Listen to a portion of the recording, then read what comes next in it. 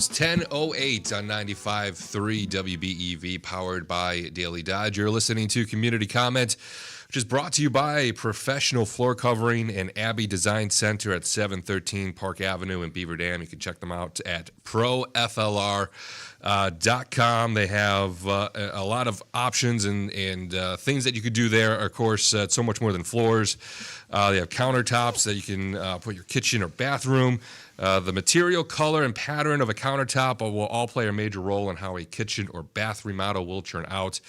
They offer a large selection of quartz, granite, marble, and laminate countertops. They help you find the perfect countertop that fits with both your lifestyle and design. Again, Professional Floor Covering at 713 Park Avenue in Beaver Dam. You can check them out at proflr.com.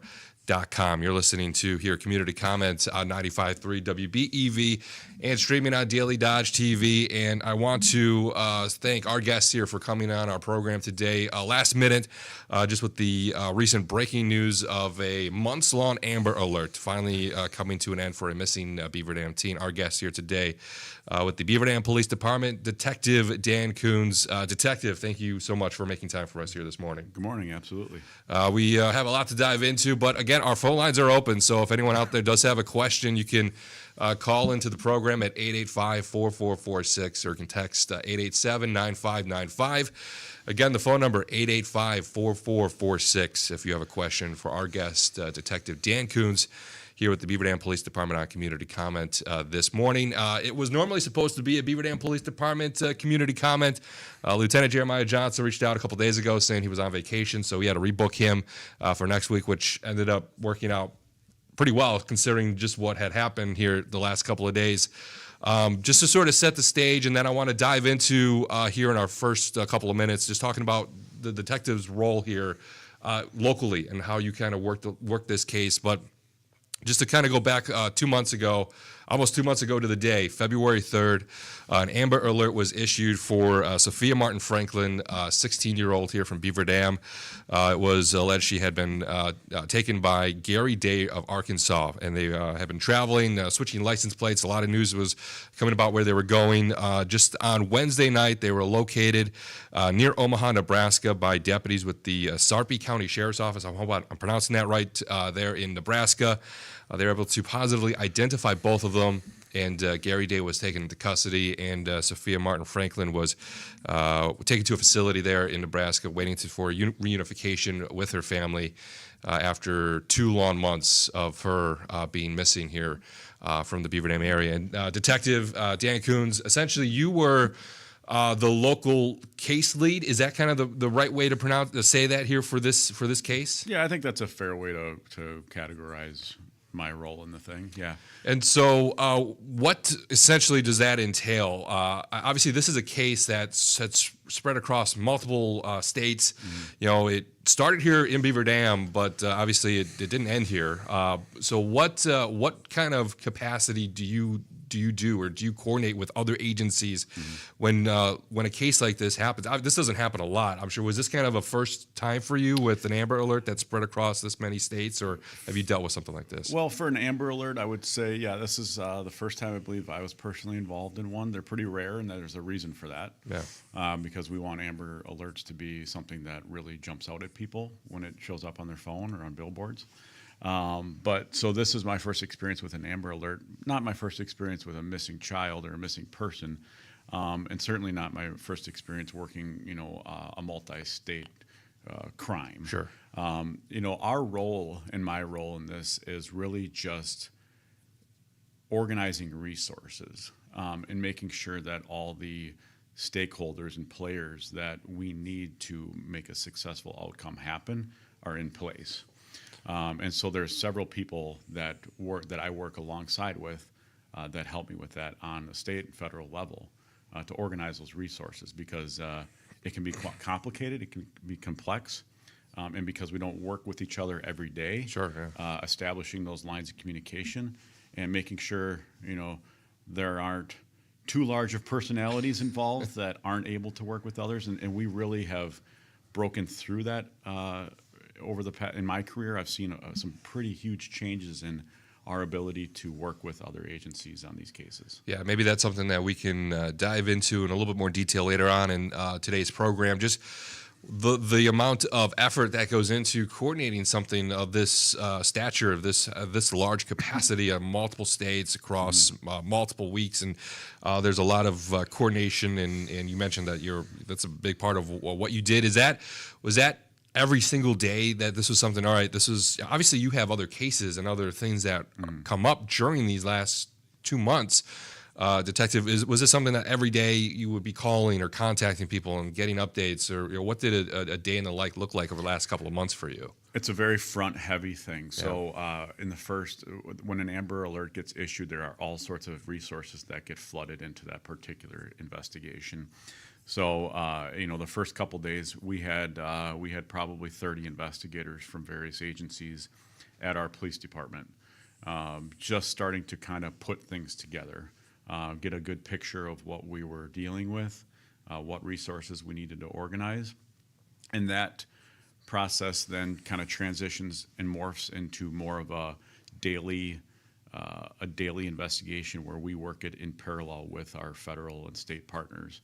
So that continued for a good week or two, where we had some outside investigators at our police department working these cases, connecting with agencies across the country, really, following up on leads, et cetera, using all sorts of different resources. And then as time goes on, obviously then people have to return to other work because there are other cases, but this still remains a priority for us. Sure, yeah. In Beaver Dam. So I, along with my fellow detectives, and we continue to maintain those communications with all those other agencies, and we continue to follow up on leads. Stay in communication with the family. Myself written over 30 search warrants on the case, on various social media companies, financial institutions, et cetera, to try to identify if they're using bank accounts, if they're using social media, et cetera. So there's all sorts of stuff that goes on behind the scenes, but really our biggest tool in our toolbox for this is getting out the information and keeping it alive, right? So one of the big things, obviously, in being in news is over time, things cycle out. Sure, yeah. So we've been very appreciative for you and for, news media outlets in Wisconsin and across, the Midwest, really, to keep this story alive, and actually probably led to the resolution that it has. Yeah, we can hopefully here dive into just how many tips that the agency received and how do you go about sifting through all those and what that process looks like. But we do have to take a short break here. Our guest on Community Comment today, Detective Dan Coons with the Beaver Dam Police Department. We're talking about the months-long Amber Alert that just finally wrapped up here. At least the Amber Alert wrapped up. There is still many more things that need to be done in this case that we'll also discuss here on Community Comment today. Again, we have to take a short break. More Community Comment is coming up next.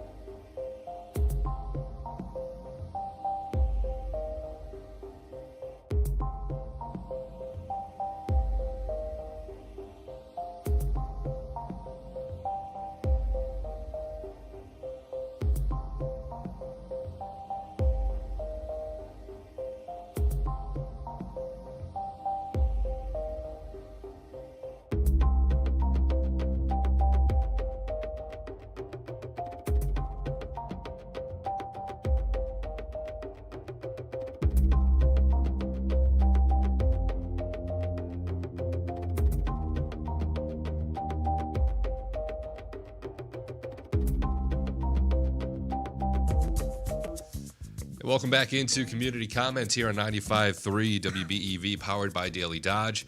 Again, Community Comment is brought to you by Professional Floor Covering and McKinstry's Home Furnishings. You can check them out at McKinstry'sHomeFurnishings.com. They are have a lot of services, great services available for customers, including picture framing services. McKinstry's Home Furnishings stocks a large selection of picture frame moldings and conservation matting and glass. This ensures prompt and proper professional framing of your needlework, family photos, wedding pictures, oil paintings, wildlife prints, and award certificates. They've also even framed a guitar. Best of all, you'll be amazed at the low, everyday prices. Let McKinstry's sales designers help you select just the right frame and matting to enhance the beauty of your artwork as well as your home. Take the frameable pieces to McKinstry's Home Furnishings. You'll be very happy you did. Again, McKinstry'sHomeFurnishings.com. You can check them also out in person at downtown Beaver Dam on Front Street under the red awning. You're listening here to Community Comments on 95.3 WBEV. Our guest here this morning is Detective Dan Coons with the Beaver Dam Police Department. We are discussing this ongoing case that has been taking the headlines here, not only locally but across the country. A months-long Amber Alert that started February 3rd that just wrapped up. The Amber Alert part of it wrapped up just Wednesday night, but there is still a large investigative piece that still is ongoing as charges are being filed both locally and federally as well. Detective, something that we discussed a little bit off air is just the two sides to this. There's the local component, which you're the lead on. You're the lead on this case, essentially, but your burden of proof you mentioned here is in Dodge County, what transpired here, what crimes had taken place here, but there's also the statewide, federal component that, this crossed state lines, that this has happened in several different crimes that have been broken in several different states. So there's this component where you're working on, this local side, and then the FBI is working on the federal side. And just how has that partnership worked between the department and the FBI investigating this case? Yeah, I would say that we work very well together. Yeah. It's been actually a pleasure working with our state partners and our federal partners. They've been nothing but great for us, from FBI to Department of Homeland Security. Homeland Security investigations have been wonderful because we're kind of limited by our location and our resources. We're a smaller department. We're not built for larger investigations. Sure. Some departments are, but we're just not. Some departments have these agents embedded in their departments, but we just don't because these are fairly rare in Beaver Dam, right? So when we reached out to the FBI down in Arkansas and DHS, they were absolutely willing to help us out. So, when we're coming through search warrants, when we're coming through financial statements and documents, they're willing to, help us out and support that role. Yeah. And when they're following up on leads, we would get the Amber Alert went out with our information on it. So every time we would receive a lead, it would come through our dispatch, and then we would be required to follow up with that. And when we would send that off to whatever agency would be the most appropriate for that lead, everybody's been willing to say, "I'll go check it out. I'm going to look at that." And you have good people out there following up on these leads because, as we know, it takes one, right? Yeah. It took one. Yep. It took one person to see this, and we knew all along that's probably going to be the way this ended, is through the right person seeing something and noticing something. But it's just been so nice to have people in roles involved in this investigation that you can count on, and that's what it comes down to, really, in our job. Yeah, I want to ask you just kind of about how, obviously, you mentioned before we came on air today, the Sarpy County Sheriff's Office held a press conference after this had transpired, just going into the details of that location, how that they went about identifying, and hopefully we can talk a little bit about that. But first, sure. I just want to ask just the process that, at least locally for you guys here at the Beaver Dam Police Department, for you, Detective Dan Coons, what was it like when all these tips were coming in? How do you sift through, all right, this is something that could lead to a potential lead that we want to follow, or this is something that, all right, we can maybe put this back and come back around to this. Obviously, you have to pick and choose, because there's I'm sure there was a lot of tips that were coming in. But how did that process work for investigators to pick and choose what to follow up on? Well, we don't pick and choose what to follow up on. Everyone gets followed up on. Yeah. So some of the tips have precise information. Some of them have kind of vague information. Some people leave their names. Some people don't. So a lot of times when people don't leave the information, there's a lot more we would like to ask questions about, specific locations, et cetera, further questions, follow-up questions for them. So it's kind of difficult sometimes because they don't leave their information. They just provide what they provide, and that's what we're working with. In this type of case, we had quite a few tips. Hey, I think I saw that vehicle on a highway or on an interstate in this area. That can be difficult because, as you know, by the time we get that tip and follow up with it, it's been an hour, 2 hours, or a day. And, if they're on an interstate, obviously they could be, 8 hours down the road. Yeah. And the initial information in this investigation was the fact that they're in this black car. And we know that he collected license plates, and we know that he switched license plates. And so that made it a little bit more difficult for us to search for his vehicle. We've talked about flock cameras before. Those are all over the country. So, we have detectives that are sifting through thousands and thousands of images of flock camera images, trying to find our vehicle just based on unique characteristics of the vehicle rather than the license plate. So, we take that information and then we apply what resources we can use to follow up on that information. And, obviously sometimes they lead to good information, sometimes they don't. But the people that are calling don't know, right? Sure. So they're just doing their best and saying, hey, this could be something, it might not be. And that's really what our jobs are. I mean, is really just following up on information regardless of what it is, because we don't know until we know. Yeah. So I think there's another angle to this whole story that I haven't brought up yet, but it's something I do want to ask because obviously a lot of people are probably wondering this themselves. Obviously, Sophia Franklin is pregnant with allegedly with Gary Day's child. When you're pregnant, there's obviously medical appointments that are needed to be done, or you need to be seen by a doctor in order to make sure that that process is going smoothly, that everybody's healthy and protected. As a detective in this case, did you ever feel like maybe we could follow up on a lead here if we're not finding her, we're not getting close to locating her? Was that angle something that you guys knew in your back pocket that, all right, at some point they're going to have to check in at a medical facility, or did that not really ring true, or not something that you knew that was a possibility because of a lot of clinics that people can go into and just give not a lot of identifying information? No, absolutely. There was that in addition to many other things we were doing proactively. So we weren't just on a reactive level to respond and react to tips. There were proactive measures that we were taking, and certainly her being pregnant was one of the things that we were thinking about. So we had several of our partners in states adjacent to us and where we thought they might be or be going, reach out to their hospital associations and some of their Planned Parenthood type clinics to make sure that they're at least aware of the Amber Alert.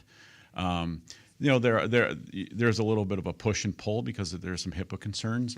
Are they going to proactively contact us? But I do believe at the end of the day, most people understand that this is an overriding concern, and she is a child in the eyes of the law. So we had very good cooperation from pretty much every medical institution that we had spoken with or association, that they were sent pictures and said, hey, if this person happens to come in, because as we know, people could, they could tell a different name or provide information. So unless you saw a picture of them, you may not recognize them if they came in. So to my knowledge, I don't believe we received any. We received several tips that people might have seen them at medical clinics, which we follow up with, but those never panned out. And that's okay.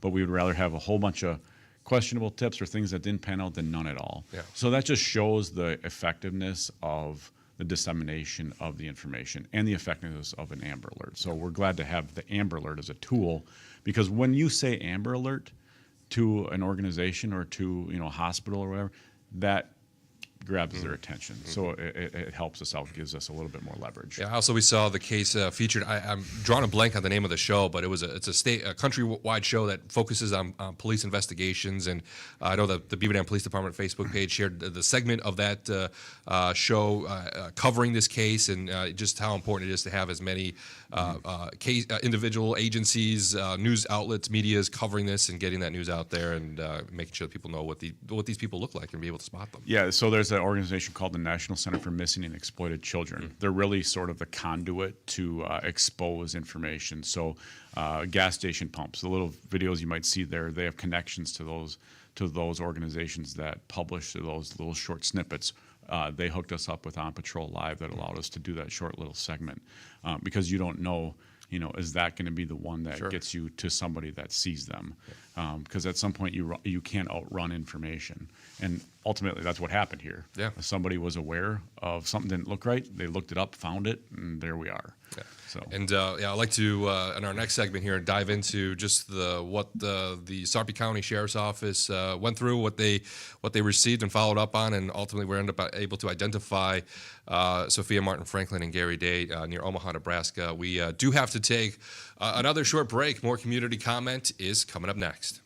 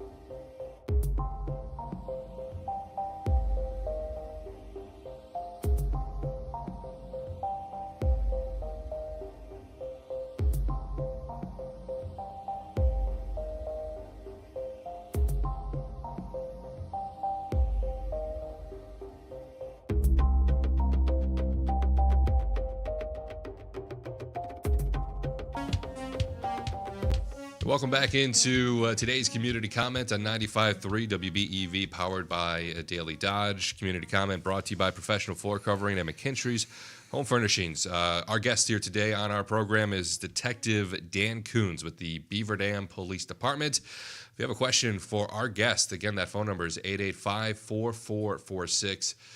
Or you can text 887-9595. To call in one more time, 885-4446 if you have a question for our guest, Detective Dan Coons with the Beaver Dam Police Department, the lead investigator on a missing Beaver Dam teen case that started early February, wrapped up. I keep saying wrapped up, but it's not really wrapped up. There's still a lot of angles to investigate. There's the criminal court component of this that will still have many months and potentially years to play out in the court systems. You'll be called in, I'm sure, to testify in hearings as well. So, even though the safe resolution, what everybody hoped for, thankfully ended up happening. Sophia Martin Franklin was located safe near Omaha, Nebraska, late Wednesday night.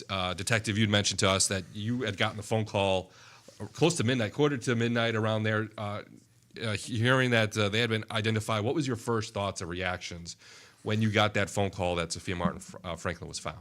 I think my first reaction was, let's confirm, because Sure, yeah. a lot of the times, you get information, you get a little excited about it, like a lot of the tips we received. You get a tip and you kind of have that spidey sense as a cop, like, this doesn't seem right, or this looks like it could be good. But when we got that call, my first reaction is let's confirm. And once we confirmed through various means, or they confirmed through various means, my first thought is we got to notify parents, because as a parent, that's the first thing I would want. I would hope I'm the first person they call. Sure. Yeah. So I was elated to call them. I mean, most people are a little like discombobulated at about midnight. So when I made that call to parents, I felt very, very good, very confident that we had them, and that they're together. Yeah. But you got both of them. That we found them both together, which was very good.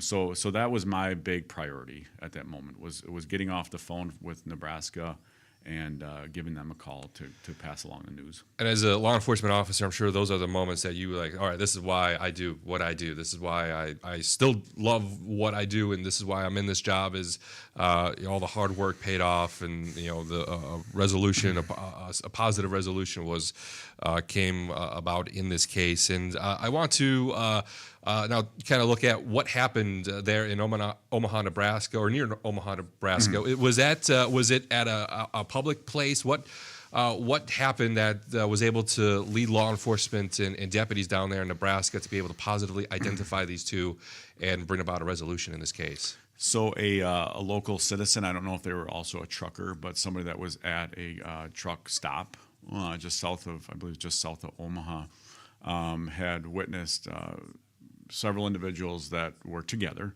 that just didn't look like it was the right situation. Sure. Everybody has that sense. And some people paying attention, some people are not, especially in the middle of the night. Especially at a truck stop. Yeah. Right. You get all sorts of people in and out, So fortunately we had the right person at the right time that noticed something just didn't seem right. I believe, and I don't have reports yet, but based on what the sheriff out of that county had put out at a press conference, they had engaged actually Sophia with a conversation, didn't feel right about it, returned to a private setting and began looking online for missing people cases. And again, this is where dissemination of information is important, because we had the Amber Alert and we kept the information alive and it was out there. They found our alert and a flyer and a picture, and said, yeah, that looks pretty close. And Gary had changed his appearance. I'd grown out his beard. I don't know, her appearance had changed at all, or how she looked, but immediately called 911, and they responded, and they received some false names when they arrived. But technology is pretty good to us, and they were able to confirm through a mobile fingerprint system that he was providing a false name, and it came back to him based on some previous arrest records.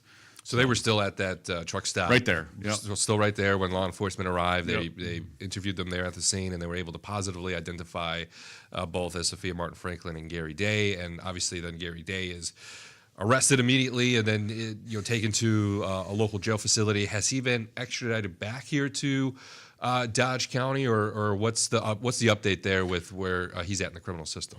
So a lot of people don't understand how this all works. Yeah, There's some records online from that county that shows that he has a bond, and I believe they have a 10% thing there. So it's 10% of $5,000 is his bond down there. So $500 to bond for him to bond or to post bond. Sure. However, he has multiple nationwide extraditable warrants, so he could post bond on there, but he's not going anywhere. Because we requested that he be extradited to Wisconsin. And because every state has their own laws, we can't just transfer prisoners across state lines without proper court process. So he has to go through an extradition hearing in Nebraska. He can contest that, which could prolong the process, but either way, he remains in jail. If he waives that process or a judge grants the extradition, he would be brought back to Wisconsin by jail staff here, brought to Wisconsin and put in our jail, where he would remain until until he can post bond here. That obviously has yet to be seen how much that bond will be, and even if he were to post that bond, he has outstanding charges in the state of Arkansas, and there's an order to detain against him from the federal government.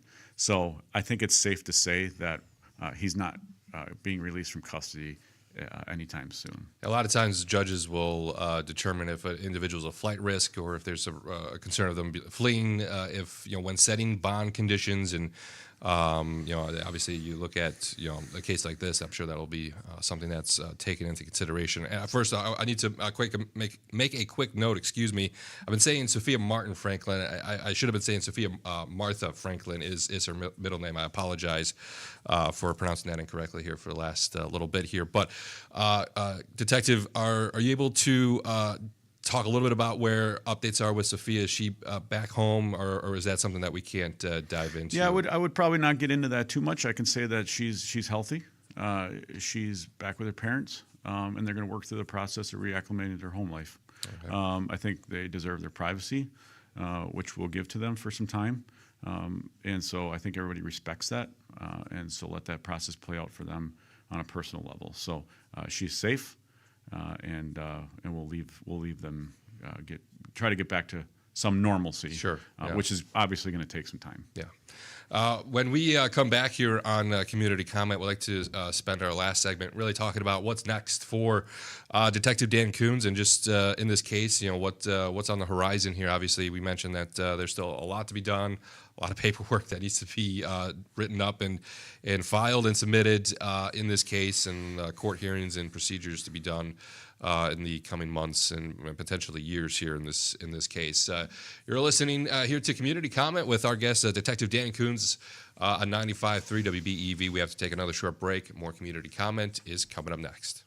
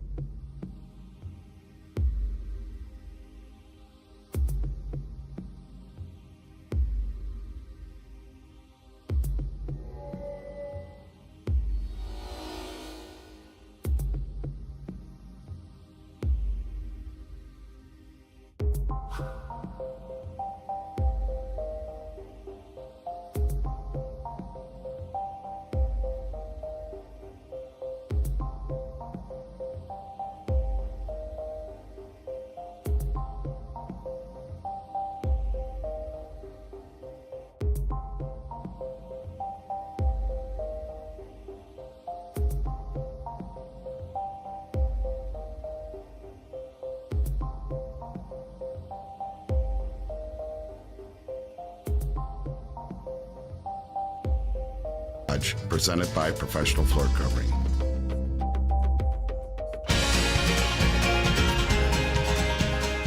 Welcome back into our last segment of Community Comment today here on 95.3 WBEV, powered by Daily Dodge. Again, Community Comment is brought to you by Professional Floor Covering and McKinstry's Home Furnishings here in Beaver Dam. Our guest on the program this morning is Detective Dan Coons. We've been discussing an Amber Alert that has just been cleared out of the system here just Wednesday evening or early Thursday morning. I think I got the official email around 1. I checked at 1:30, quarter to 2 in the morning, I think was when the statewide agency sent that out, saying that Sophia Martha Franklin has been located safe and that Gary Day has been taken into custody. And that a safe and a positive resolution to this case has been achieved. But obviously now that component is done. The search is wrapped up there, but that doesn't mean, Detective, that your role in this case is done. What are the next steps? What are the next things that you, in your capacity with this case, will be doing here in the next couple of months and potentially years as this works its way through the court system? I think number one is supporting the family, providing resources to support the family. And fortunately, the state has some pretty good victim coordinators that work directly with them to provide resources and things they might need. So does our DA's office. They're very good professionals in that role. My role would be to backtrack. I mean, we have 2 months of unknown activity. So we're using the assistance of, because I'm not in Nebraska, Sure. and I wasn't in Nebraska when they were found. Fortunately, we had some investigators there that were able to interview both of them and uncover some information. We take that information, then we run with it. We corroborate it, and then there's checking with other people. And we have truck drivers. We have other cities now that have been uncovered on where they might have been, other states, potentially other crimes that need to be looked into and investigated. So really, we're only just at the very beginning. I mean, you'll hear a lot of times when you have larger cases, an agency will come out and say, we're just really in the infancy stages of the investigation. And at this point, I would probably characterize it as such. Yeah. There's a lot of things that have to be done. Just because they're found doesn't mean, okay, we're good. We have to backtrack and find out what they're doing, what they're up to, if there's any new crimes, et cetera, that we have to investigate. So again, going back to when we started, establishing and having all these resources and relationships with partners at federal levels, especially when you're talking right now, really, you're talking about the entire middle and western part of the country. It's very difficult to contact, hey, this department. So because we have partners with HSI and FBI, who has connections with thousands of police departments across the country and resources, we can utilize them and they can go out and do a lot of the work, the heavy lifting. So essentially, you'll be able to utilize their support and their assistance to investigate anything that you need to investigate. You won't have to ever leave the state here or the city to go out and investigate. Has that ever happened, or is that something that you will not foresee happening? Obviously, it's hard to know as we sit here today, but is that something that you think could potentially be the case? If we get a nexus to Hawaii, I'll ask the chief if I can follow up on that. But no, yeah, I mean, because we have such good relationships and a lot of law enforcement agencies are really just willing to help out. There's not a lot of need to unless you have special knowledge of something that you really want to hammer home. But because we just ask investigators from that respective agency to go out and do some of the work for us, which they're happy to do. And has a criminal complaint then been filed here in Dodge County against Gary Day? That has been filed. Is that something that you had input in? A lot of times, criminal complaints that I've had an opportunity to read are essentially summarizations from law enforcement officers of the chain of events that had transpired. Is that something that you contributed to when that criminal complaint was put together? Yeah, the criminal complaint was actually filed just days after Sophia went missing. And the reason that we have to do that is because we need to get a warrant issued. Because if he were ever to be located, between now and then, there needs to be some kind of information in the system that allows whatever law enforcement officer might be stopping them to detain them. They can't just stop and hold based on, hey, can you please hold them for a few days? A warrant allows them to hold them, and then her missing person record in the system also allows them to hold her until we can pick her up. So That's called NCIC. It's a nationwide system that when we enter a warrant, which is based on probable cause, that the district attorney's office filed with the court just days after she went missing, that was entered into the system, and now any law enforcement officer that were to run him, that would pop in the system. He provided a false name. You cannot run your fingerprints. That popped for him, and then they had the authority to hold him on that warrant and their local charges. Yeah. And as investigators interview those involved with this case, is that criminal complaint then fleshed out? Is it added with facts that happen that the DA then brings to a judge, and charges could be changed or altered depending upon what you guys uncover as you investigate this case? Yeah, I would say that you're probably going to see the criminal complaint be expanded to include other facts as we move forward. We'll see how that plays out. As far as additional charges, might be hard to say. I think you may or may not see additional charges from other jurisdictions around the country, depending on the facts that we uncover. But that's going to have to play itself out over the next few weeks, months. Right, exactly. Yeah, there's still a lot to be done. And Detective, want to ask you a question. Obviously, when there are court hearings, preliminary hearings, arraignment hearings. Sometimes they will ask detectives or those involved to testify at those hearings if it goes to trial as well. What role does law enforcement play then when the court process is being played out? If at a prelim when they will either enter a plea of guilty, or that's an arraignment, excuse me, where they will enter a plea of guilty or not guilty. Is that something then you go in and sort of just you're asked questions by the DA or the defense lawyers in these cases, and will give your account of what happened? Is that essentially kind of what you guys do when going into court and being questioned there? It allows us to put the criminal complaint into a testifying record. So we go in and we testify at a preliminary hearing to the criminal complaint, not the full facts of the case, but just what's laid out in the criminal complaint. That's public at this point. It lays out basically the reason that Gary Day was a suspect in the first place and how we got a warrant for his arrest. So that will happen. Additional facts, like I said, may be included in that criminal complaint. So I suspect that process will begin to play itself out in about a month or so. Yeah. Will you be yourself at some point? Obviously, maybe it's hard to answer this at this point, but being the lead investigator, will at some point you be interviewing Gary Day? Gary Day has been interviewed already. Okay. And I've been told that he did provide a statement, which is good. Because it gets everything out on the table. It allows us to understand full facts and kind of what they were doing, what they were up to. So I don't know.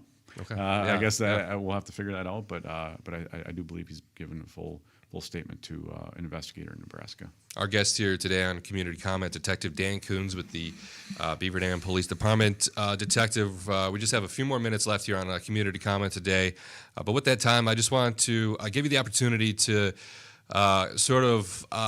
thank all the people that played a role in working on this case, whether it be the law enforcement agencies, the public being able who submitted tips and kept this in the public eye for the last 2 months, and that we were able to see a positive resolution here in this case. What do you have to say to everyone who played a role in getting this to a positive resolution here in this case? I would say we can't do it without the cooperation of everybody involved. I mean, I'm gonna just pound out a list as best I can off the top of my head. Yeah. It's our police department. It's all the members of our patrol that took the initial complaint and began investigating right away. It's bringing in resources from Department of Criminal Investigations. We're out of the Milwaukee office. They sent up 25, 30 agents to begin working this case right from the get-go. Several of which stayed on board for about a week afterwards, and then we have an email thread that includes about 25 different law enforcement officers from various agencies, including Homeland Security, FBI, etc. We use Midwest Organized Crime Intelligence Center, MOCIC, is a center that we go to, and they have analysts that you look on flock images. They'll take data and try to figure out stuff for us that we don't have to utilize our resources. So all of these things, when you kind of put them into a big group and everybody kind of shares information and communicates effectively, it really allows us to progress in the investigation quickly. And that's what we need in these cases, is to get information quickly. And that can be very difficult, because are you doing this? Is somebody doing that? You're both doing the same thing. So we can all kind of round table and go through these things. It makes things much easier to work with as a detective. So information organization is super important on the get-go of these investigations. So all those agencies helping out has been just priceless. Yeah, and we appreciate here locally the work that the Beaver Dam Police Department did to investigate this case and, again, bring it to a positive resolution that we can report here on 95.3 WBEV. Again, our guests here on Community Comment today, Detective Dan Coons with the Beaver Dam Police Department. Detective, thank you again so much for joining us on the program Thanks, this morning. Kevin. Appreciate it. And that will do it for today's Community Comment.